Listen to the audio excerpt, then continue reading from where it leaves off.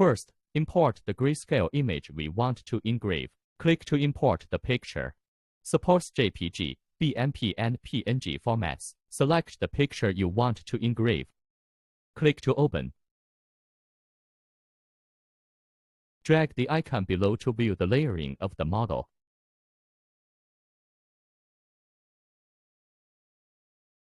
The size can be adjusted here. After entering the size, press Enter on the keyboard to confirm.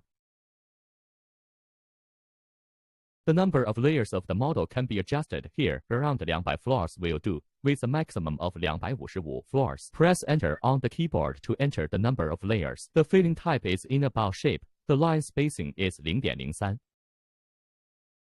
Click the red light preview. After confirmation, press ESC on the keyboard to cancel the red light. Click on the engraving to the right of the red light.